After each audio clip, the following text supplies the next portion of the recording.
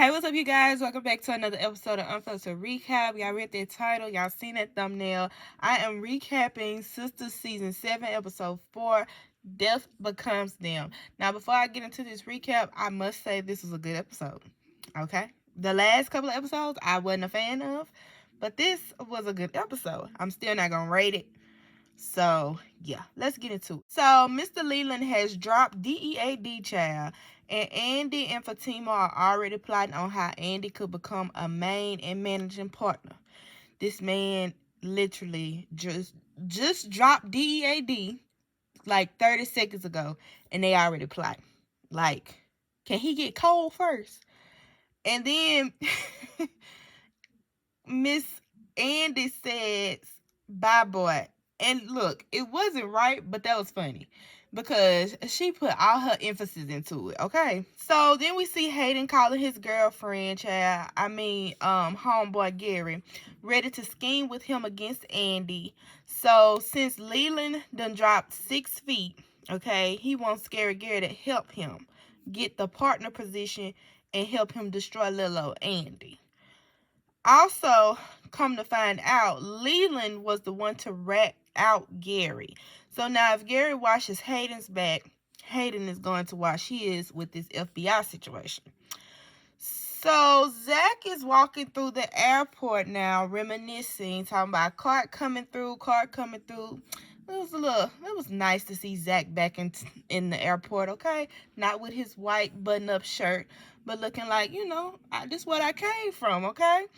So Zach Attack wanted some advice from Daniela on whether or not he should get the DNA test or not. And y'all, I don't even know why Zach keeps having to ask for a second opinion. If your girl instead of being told you to get a DNA test, just get the DNA test. Why you always got to have a second, third, fourth opinion before you actually do what Fatima tell you to do? So speaking of Karen, I don't know who designed the set for the salon, but baby, they did a good old job. I love that new set, okay? I love the new setup of Karen's salon. So Traden came in delivering boxes that Pam done ordered using business credit or whatever. So I don't know if y'all had a little deja vu in this little moment with Trey and Karen, but Trey mentioned him going to college, and Karen questioned him basically. And I had a little deja vu because it reminded me of the Diary of a Mad Black Woman, the play, when Helen judged Orlando for delivering packages and he was the owner. So that's very much random, but that might be the case with little old Trey. We don't know yet, but I just thought, what if these kind of go hand in hand? Anyways, Sabrina and Becky with the good hair going toe and toe about a new position, but honestly, Sabrina's storyline really isn't entertaining to me so far, especially the one with Rich IDK. It's like, I don't know. It's really like Sabrina can't win at this point. I'm not a fan of Sabrina without Maurice, if that makes sense. Like, I know a lot of people can't stand Maurice, but for some reason, watching Maurice and Sabrina like interact back in the day was kind of entertaining, especially at work, at the bank and stuff. Like, even with Maurice by himself is entertaining, especially with Zach. When Zach came in with the Velcro wallet, and then when he came back after he had them put a suit on and stuff, Maurice had them talked about. That was, entertaining. Now it's just like Sabrina is just there. I mean, I don't know. I'm not a fan of it. I'm not too invested in her and Becky with the good hair going at it about this position, and I'm really over the whole her and Rich situation. Girl, he don't want to have no kids. You want kids? Move on. Let him go at this point. Like, seriously. But anywho, Andy gets a visit from her man Jordan, and we see Hayden in the background spying on him, child. Okay. And so Hayden is still on the phone with Gary, and he says he believes Andy actually set the feds on him. But Hayden thinks otherwise because of how shocked Andy was and how she was, acting, running around like a chicken with a head cut off, child. Hayden also mentions to Gary that he believes Andy wants partners as well, and he wants Gary to see about that. He wants Gary to handle his business and help him destroy Andy. This is crazy that this woman got y'all in such a rut. But I digress, okay? And it takes two of y'all to take her down? Yeah. So, while Gary and Hayden are discussing his plan, okay, Penelope is standing in the background listening in on the conversation. Her and her belly button, I said belly button, her baby belly have made an entrance into the chat, okay? Because one point, it looked like the baby bump had disappeared, okay? Now, I had asked last week, where did Mama Lisa go? And this lady done been in Karen's office this whole time rearranging furniture. And I'm just like, Mama Lisa, Miss Lisa, whatever. Girl, you've been here this whole time. And you just been back there. Anyway, Karen tells her mother and Pam she been thinking about Trey. And honestly, I feel like Karen kind of likes Trey. I don't know. She acting like she don't like him and she not focused on that. But I kind of feel like Karen got her little eyes on Trey. It seems like he got his eyes on her, even though Pam got her eyes on him. And y'all know how it go. Okay, so they go into a conversation about Karen being a snob. And Karen makes a point to them basically saying, if I'm such a snob, how'd I get pregnant by the likes of Zach? Girl, come on now, Karen. You know that ain't that boy baby. Stop playing. Stop. I don't think Karen is a snob, but I think Karen is very much delusional. If anything, she may not be a snob, but sis is very delusional. Speaking of Zach, him and Danny are discussing Karen and this paternity. Danny basically lets Zach know to demand that DNA test from Karen with Zach's sample this time. She also mentions how Karen was with the preacher man the same time she was with Zach. And then mentioned that somebody else could have been clapping those cheeks, child, as well. Then she went into how Karen basically was a 304 back in their college days. Danny wasn't wrong at all when she did this, because I know I seen a lot of people say, Danny was wrong. And I think I probably mentioned, like, maybe she was wrong for going in. Like, she didn't have to do that. But honestly, she wasn't wrong, because Karen didn't talk mess about Danny. Y'all know Karen and Andy used to be the best friends. And it was Danny and Sabrina, and they always felt like they was kept out the loop, especially Danny. She always felt like them bees was talking about her.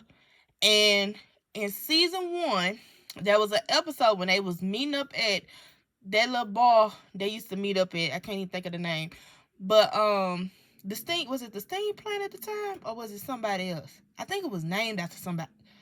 I can't think of it right now. But anyway, Karen was talking about Danny. So she had talked about Danny to Andy, and then, she called out in front of everybody. So, Danny wasn't wrong, she wasn't wrong, okay? So now Miss Fatima has entered the chat and walks right on into Hayden's office and makes herself at home, okay? Love that. She propped them heels on that desk and just sat right on down, okay?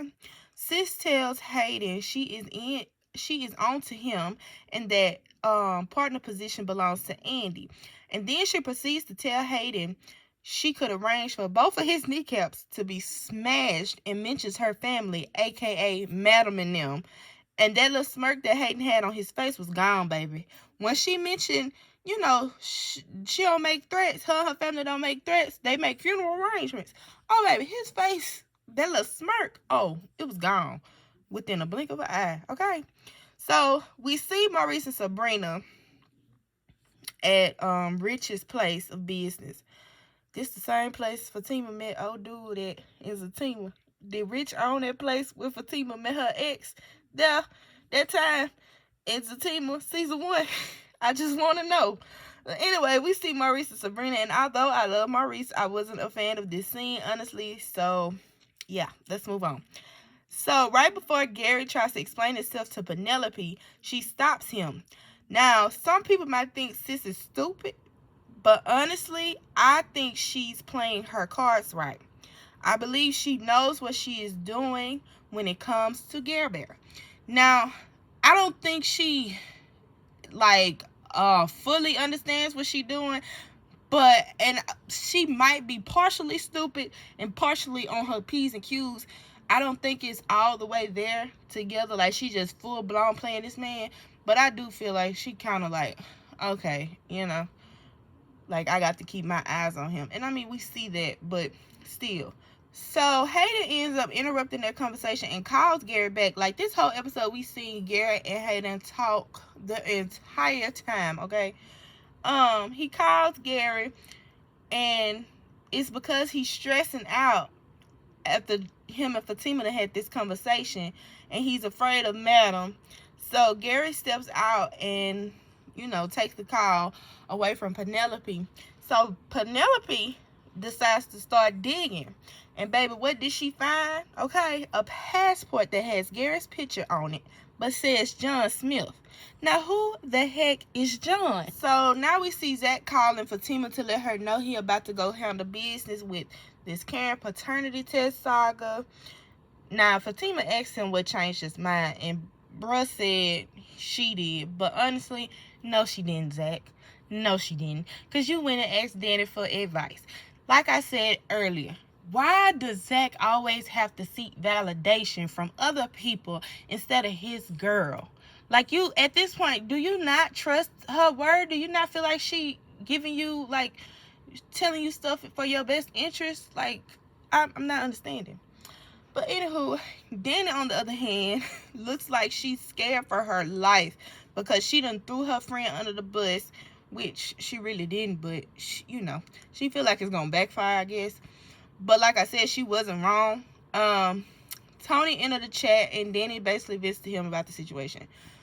So Pam is trying to console Karen, and of course Karen is going through it financially. That's karma, girl. But anywho, in the midst of the conversation, Pam says Zach won't have no choice but to come off that child support check. And baby, Karen's face is very telling.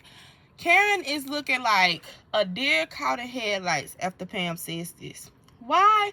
Because Karen probably knows her delusion is probably catching up with her at this point. I don't know. So while Andy and Jordan are talking, now Andy and Jordan made it to Richard's place while Sabrina and Maurice was there. I didn't really get into all that, but yeah, that's where they're at this point.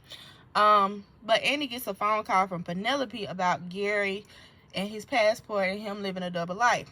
So Andy steps away, and she basically tells Penelope to calm down and take a picture of the passport, send it to her, and put it back exactly where she found it. Sister girl got off that phone so quick with Andy and moved to their purse, digging through it like she had been digging through that drawer, okay, when Gary had walked in. So anyways, we see Zach making his grand entrance into the salon, of course. Pam sees him first, right? Pam, it's Pam. And not disclaimer, but side note, I notice a lot of people don't really care for Pam and her acting, but I feel like Pam is acting that way because Pam reminds me of some people from my hometown, and that's how some of them people act. That's their real personality. So I feel like Pam is being Pam. That's just how she is. I don't feel like it's her acting that's bad. I feel like that's how she's supposed to be portraying the person. I actually like Pam. I hate how they talk to Pam, but I like her character. It's just like a little side of messiness. I don't know. It's entertaining. But anywho, Zach walking... Lord, when Zach did this, I just couldn't help but laugh. Zach is literally walking through the salon like he doing an inspection. He walking through the salon, talking noise, looking for Karen, saying Karen should have burned this place down a long time ago. And that was so funny. I had to pause it and rewatch it. So Karen walks out of her office and like, what? And so Zach cuts to the chase, basically saying he's there because he wants a DNA test. And child, I couldn't take that moment serious because of Pam in the background with her mouth way on the floor. Okay? But overall, I must say, this was a good episode. It kept me interested. It kept me like, okay, what's next? What's next? Besides the whole Maurice and Sabrina situation, I don't know. I just feel like, I don't know how to feel about that. I love Maurice's character, and I feel like they just like watering him down at this point. I mean, him and the Andy stuff used to be funny, but now it's just like, okay, you know. But yeah, overall, this is a good episode. Y'all make sure y'all let me know down in the comment section below how y'all felt about it. How do y'all feel about this season so far? But yeah, make sure you like, comment, and subscribe. Press that bell notification so you can be notified every time I post a new video, because it do be random. And I will talk to y'all in the next one. Peace.